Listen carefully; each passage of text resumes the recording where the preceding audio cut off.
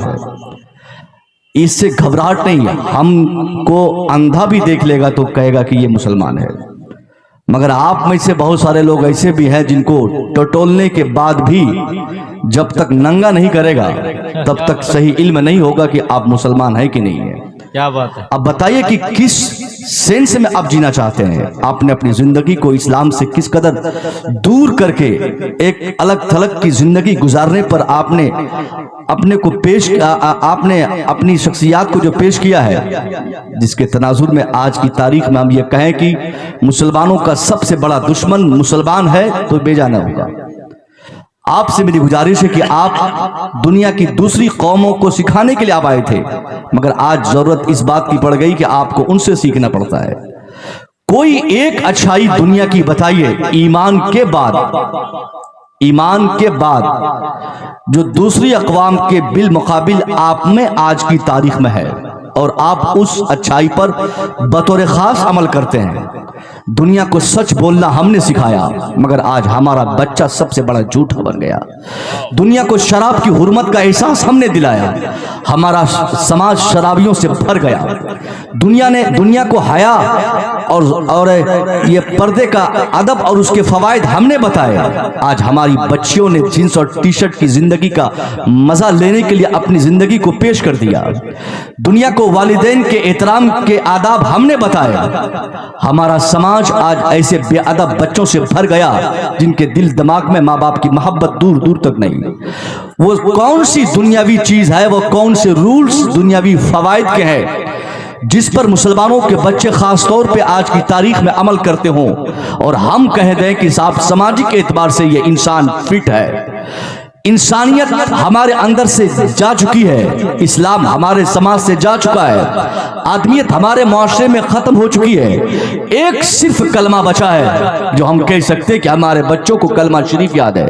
वो भी बहुत सारों को तो याद नहीं होते।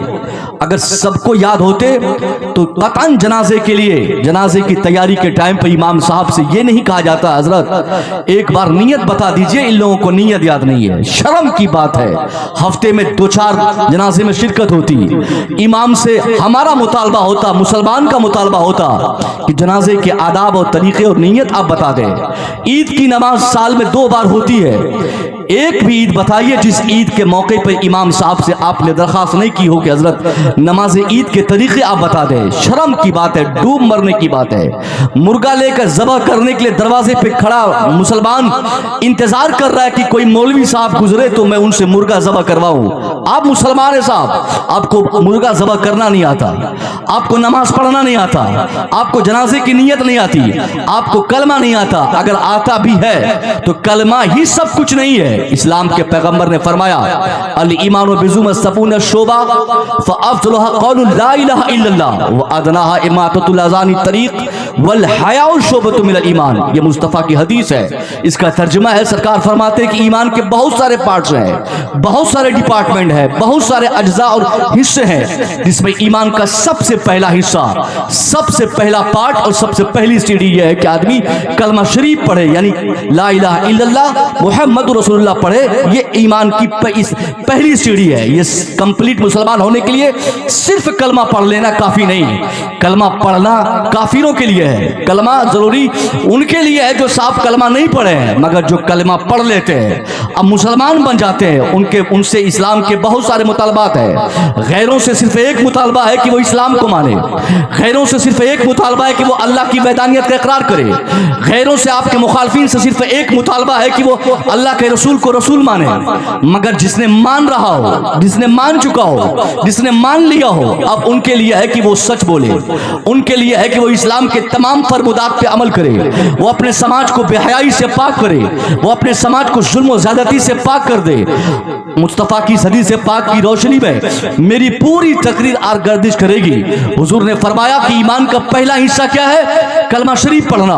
उसके बाद सरकार फरमाते इमाततुल अज़ानी तरीक़, to remove any disturbing item from the way, it is also the symbol of belief। सरकार कहते हैं कि किसी भी तकलीफ दे चीज को रास्ते से हटाना किसी और की पहचान नहीं, ये मुसलमानों की पहचान है। मुस्तफा ने समझा दिया था मुसलमानों की अलामत यह है कि मुसलमान जिस समाज में रहे वहां गड्ढा ना हो, वहां कांटे ना हो, वहां कोई तकलीफ दे चीज ना हो। जिस रास्ते से मुसलमान गुजरे वो रास्ता हमवार हो, जिस रास्ते से मुसलमान गुजरे उस रास्ते में कहीं तकलीफ दे चीज या कांटा या कोई ईंट कुछ ना हो। यह तसव्वुर था मुस्तफा जाले रहमत का हमारे हवाले से कि मुसलमान जहां रहे किसी को तकलीफ ना हो। अगर इसी तसव्वुर के एतबार से हम अपना इन्वेस्टिगेशन करें, अपना मुहासबा करें, कसम खा के मैं कह सकता हूं 99% ऐसे लोग हमें मिल जाएंगे जिनके बारे में हम कह सकते हैं कि इस तसव्वुर नबी पर हमारा अमल नहीं, इस फरमान मुस्तफा पर हमारा अमल नहीं। हमने अपने समाज को जुल्म से भर दिया, हमने अपने भाई के गला और उसकी गर्दन दबाने पर पूरी जोर लगाकर उनको तबाह करने में पूरी कोशिश हमने लगा दी और हम कहते हैं कि साहब हम मुसलमान हैं। हुजूर ने फरमाया था कि हमारा समाज इतना साफ और शफाफ हो हमसे कि किसी को हमसे कोई तकलीफ ना हो, मगर हमने तकलीफ देने में इस कदर हमने उजलत से काम लिया।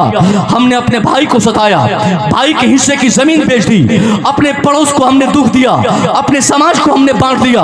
हमने ऐसा बांटा कि आज की तारीख में एक गांव में अगर 2 मस्जिद हो जाए, मैं दावे से कह सकता हूं उस गांव की दोनों मस्जिदों के अलग अलग महल्ले के एतबार से कामकाज होते होंगे।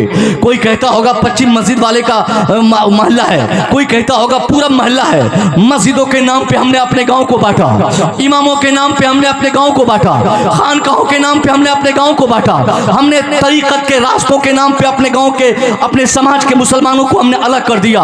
वो कौन सी चीज है, वो कौन सा रास्ता है जिस रास्ते के तनाजुर में आज हम ये नहीं कह सकें कि मुसलमान आज मुख्तलिफ नहीं। पीर के नाम पे 50 हिस्से, मस्जिद के नाम पे 50 हिस्से, जात के नाम पे 50 हिस्से, जबान के नाम पे 50 हिस्से।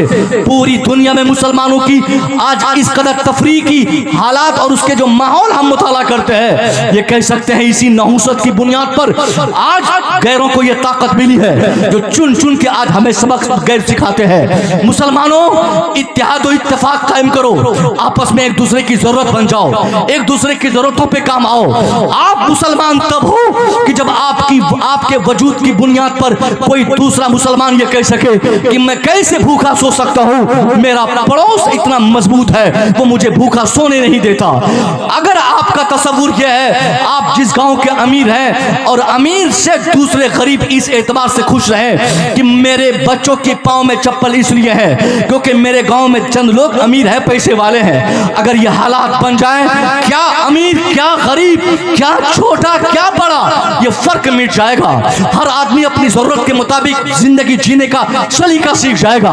मगर मुसलमानों के समाज में ये नहुसत बीते 10-20 सालों में इस कदर आम हो गई, जिसके बेटे सऊदीया चले गए, जिनके पास 50,000 आ गए, जिनके दरवाजे पर 10-12 गाड़ियां आ गई, एक 4 चक्का आ गया।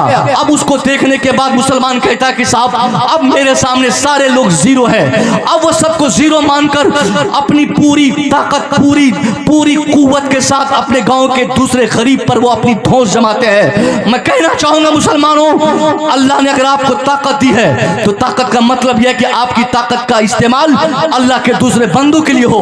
अगर आप अपने अल्लाह के दूसरे बंदों के लिए, अपने समाज के दूसरे अफराद के लिए अगर आप नहीं जीते तो आप बेकार आपका जीना है।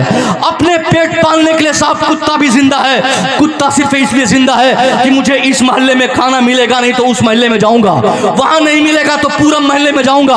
हम और आप जानवर नहीं हैं, हमको अल्लाह ने इंसान बनाया, हमदर्दी सिखाई, एक दूसरे की जरूरत पे काम आने का शौर अल्लाह ने हमें अता फरमाया है। हमारी जिंदगी कामयाब तब होगी जब हम जिएंगे अपने समाज के लिए, जिएंगे अपने भाई के लिए, मरेंगे अपने भाई के लिए।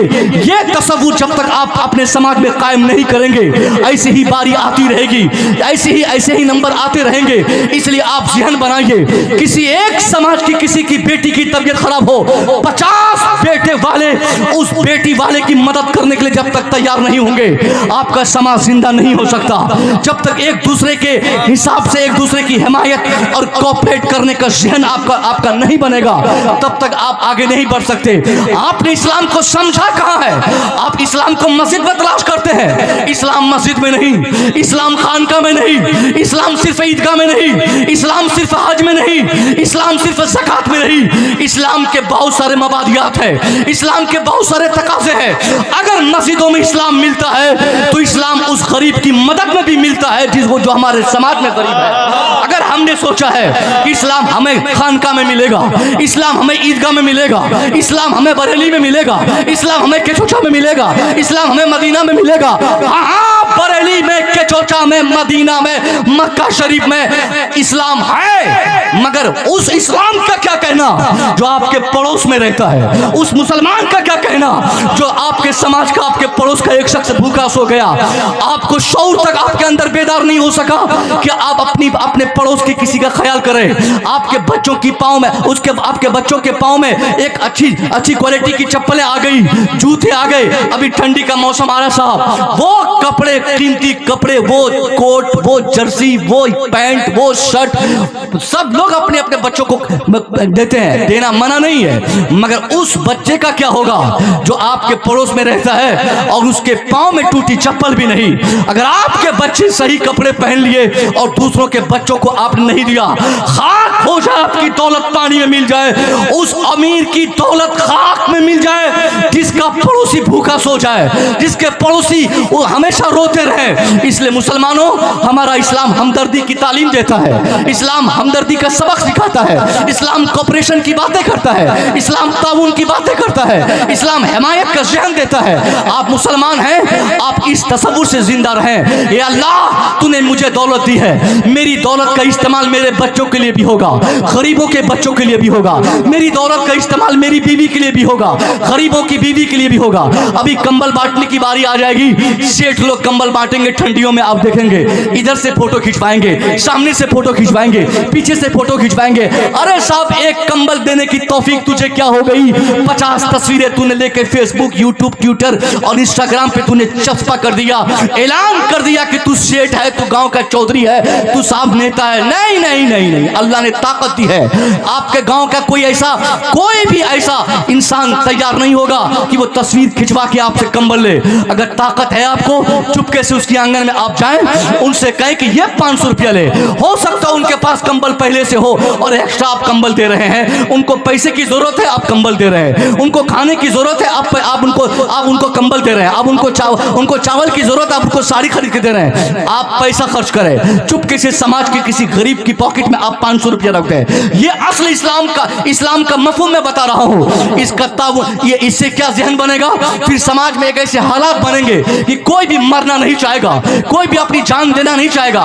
बड़ी बड़ी बातें जलसों में होती कि फलाने की बेटी भाग गई, चिलाने की बेटी भाग गई, तिलाने की बेटी भाग गई, उस गांव से 5 बच्चियां, उस गांव से 10 बच्चियां, उस इलाके से 25 बच्चियां। हाँ, भागी है, मैं जानता हूं, मगर आप जब रिसर्च करेंगे तो उन भागने वाली 50 नहीं, 50,000 बच्चियों में से 45,000 से ज्यादा बच्चियां सिर्फ इसलिए भाग जाती क्योंकि उनके वालिद साहब गरीब हैं, उनके बाप के कंधे इतने मजबूत नहीं, उनका बाप शादी नहीं दिला सकता, उनके वालिदैन के पास पैसे नहीं कि उनकी शादी में खर्च कर सके। इसलिए बैक डोर से वो बच्चियां कोई ऐसा रास्ता अपनाती है जिसके तनाजुर में शॉर्टकट तरीके से शादी कर लेती है। अब कौन रोकेगा? सिर्फ मौलाना को ये बात कह देने से आपका काम नहीं चलेगा कि हजरत हमारी बेटियां भाग के शादी कर रही हैं, कुछ ऐसा माहौल बनाइए कि बच्चियां शादी नहीं करेंगी शादियां। पहले आप ये कीजिए साहब, आप गांव में ऐसा माहौल पैदा कीजिए, शादी के मौके आ जाए, आपके बच्चों की शादी हो, 50 गाड़ियां बारात के लिए नाम पे आ जाती हैं, इधर से पटाखे छूटते हैं, उधर से नाच होती है, उधर से डीजे चलते हैं, उधर से डांस होते हैं। 50,000 रुपया पटाखे के नाम पे, 5 लाख रुपया गाड़ी के किराए के नाम पे, 5 लाख रुपया खाने के नाम पे हमने खर्च कर दिए। मगर ये तसव्वुर हमारे अंदर बेदार नहीं हो सका कि 50,000 रुपया हम गरीब की शादी में खर्च करते हैं, किसी गरीब की शादी में हम डोनेट कर दें और ऐलान कर दें उस गरीब बच्ची के बाप को कि टेंशन लेने की जरूरत नहीं, अरे गरीब है तो क्या हुआ, आप साहिब ईमान हैं, आपकी बेटी की शादी के लिए हम है ना, आपका समाज है ना, आपका पड़ोस है ना, पड़ोस को ये तस्वुर देंगे कोई गरीब की बेटी इस वजह से अपने आप को एहसास कमतरी का शिकार नहीं बनाएगी कि वो गरीब घर में पैदा होकर मजबूर बन गई, बल्कि वो शौक से जिंदा रहेगी और अल्लाह से कहेगी अल्लाह मुझे अपनी गुर्बत पर शिकायत नहीं, अपनी मुफलिसी पर शिकायत नहीं, अपनी इस बेकसी पर शिकायत नहीं। ये अल्लाह मैं बेकस हूँ, मैं बेबस हूँ, कुछ भी हूँ, मगर ऐसे समाज में जिंदा हो जिस समाज के लोग बाशऊर हैं, जिस समाज को तूने पैसा दिया, जिस समाज को तूने दौलत दिया, मेरे खाने का हिसाब वो करेंगे, मेरी शादी के खर्चे वो संभालते हैं, मेरे बच्चों की तालीमी अखराजात वो संभालते हैं। आपसे सबसे बड़ा पैगाम आज के जलसे का यही है, ये असल पैगाम है। अगर आपने अमल किया तो अमीरी और गरीबी का फर्क मिट जाएगा। गांव के अमीर जिस हिसाब से जिंदगी गुजारेंगे उसी के साए में रहकर एक उसका पड़ोसी गरीब भी जिंदा रह पाएगा। फिर किसी की बेटी न जाहिला रहेगी, न किसी का बेटा जाहिल रहेगा, न कोई साहब अनपढ़ रहेगा, फिर न कोई मुसलमान का बेटा चोर बन पाएगा। आसानी से मुसलमानों को ऊपर ये इल्जामात लगाए जाते कि लखनऊ स्टेशन पे मुसलमान का बेटा पॉकेट मारते पकड़ा गया, मुसलमान का बच्चा बाइक चुराते पकड़ा गया, मुसलमान का बेटा शराब पी के रोड पे घिसेटा गया, उसको मारा गया, वो चोरी करते पकड़ा गया। मैं जानता हूं ये सच है। बेशतर चोरों की तादाद हमारे बच्चों की होती, चोरों में हमारे बच्चे होते हैं, पॉकेटमारी हमारे बच्चे, नशेड़ी हमारे बच्चे, चोरी हमारे बच्चे, ठगी हमारे बच्चे। आखिर वो बच्चे चोर बने कैसे, वो बच्चे चोर डकैती करने पर आमादा हुए कैसे?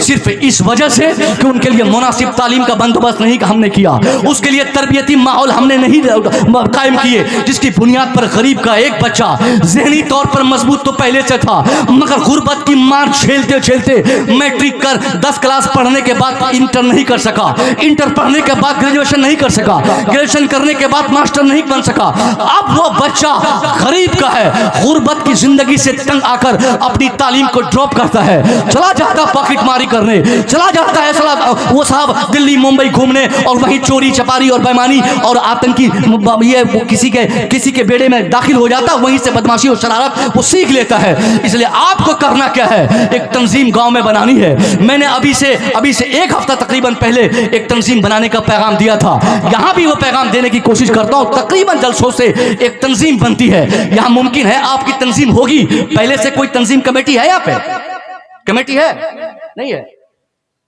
मिनजानी अंजुमन मुस्तफा, ये कहां की कमेटी है? अरे साहब, जलसा करने के लिए कमेटी बनाने की क्या जरूरत है? जलसा तो कोई एक आदमी भी कर सकता है। हम लोग के 30 दिन के 30 जलसे अगर होते हैं तो 20 जलसे आजकल इस ढंग के होते हैं कि कोई एक सेट फोन उठाया, हजरत ये पैसे भेजा, अब आ जाइए। एक आदमी काफी है। जलसा करने के लिए कमेटी बनाने की जरूरत ही नहीं थी। कमेटी बनाइए बुनियादी काम करने के लिए, कमेटी बनाइए दीन की खिदमत के लिए, कमेटी बनाइए तबलीग करने के लिए। ये जलसा, ये जुलूस, ये इश्तिहार, ये नजराना, ये खाना और ये उर्स मनाने के लिए कमेटी अगर आपने बनाया है तो हमने समझा, हम ये फैसला कर सकते हैं इस कमेटी से कोई फायदा आपकी सोसाइटी को नहीं, आपके समाज को नहीं। अगर कमेटी बनाना है तो एक ऐसी कमेटी आप बनाएं जिसको जलसों से कोई मतलब नहीं, बुनियादी काम से मतलब हो। आप उस कमेटी में क्या करें साहब, 100 लड़के, एक समाज के 100 बच्चे 100 रुपया महीना अगर जमा करेंगे, आसानी से 10,000 रुपया महीना एक गांव का एक लड़का खड़ा होगा, 100 लड़के को तैयार करेगा, एक गांव से 10,000 रुपया महीना आपकी तंजीम में जमा होगा। 10,000 रुपया महीना जमा होंगे, एक साल में 1,20,000 आ जाएगा।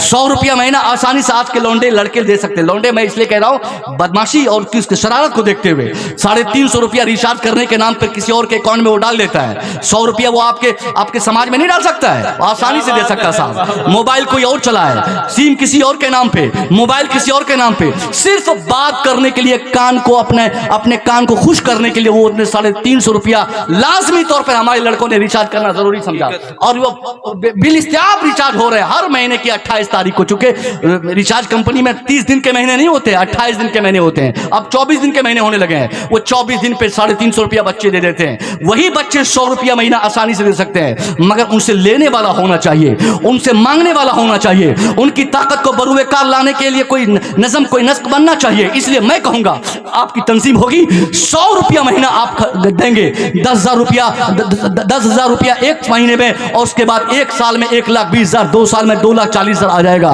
उसमें से एक पैसा भी जलसे के नाम पे खर्च नहीं करना है। जैसे 2,40,000 आ गया, आप अल्लामा नसीम के पास जाइए, अपने इमाम साहब के पास जाइए, किसी मौलवी साहब के पास जाइए, मस्जिद के इमाम साहब से कहिए हजरत ये 2,40,000 मैंने जमा कर लिए। हजरत हमको बुनियादी काम करना है। काम क्या करना है?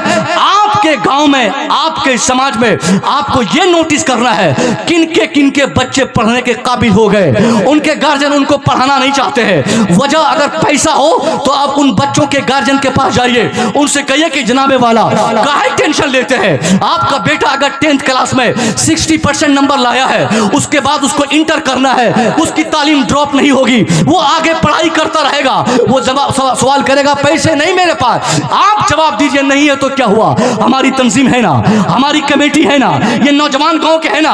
अगर 2,40,000 आपकी कमेटी में जमा रहेंगे, मस्जिद से ऐलान होगा हमारे गांव का कोई लड़का इंटर करना चाहेगा, हमारी तंजीम जिंदा है। आलिम बनना चाहेगा, हमारी तंजीम जिंदा है। मुफ्ती बनना चाहेगा, हमारी तंजीम जिंदा है। हाफिज बनना चाहेगा, हमारी तंजीम जिंदा है। मैं कसम खा के कह सकता हूं 50 नहीं 50,000 बार अगर आपने किसी बुजुर्ग के नाम पर उर्स मनाकर अपनी कमेटी बनाकर उर्स मनाया, उस उर्स से जो फायदा नहीं होगा, अगर आपके पैसे, आपकी तंजीम, आपकी मेहनत, आपके ताउन, आपके चंदे से अगर आपके गांव का एक बच्चा पढ़कर हाफिज कुरान बन गया, आलिम दीन बन गया, समाज का डॉक्टर बन गया, समाज का इंजीनियर बन गया, एक अच्छा ऑफिसर बन गया, 50,000 उससे भी वो फायदा नहीं होगा जो फायदा एक शख्स को आलिम दीन बनाने से होगा। वाह वाह वाह वाह वाह, नारे तकबीर, नारे रिसालत, नारे रिसालत।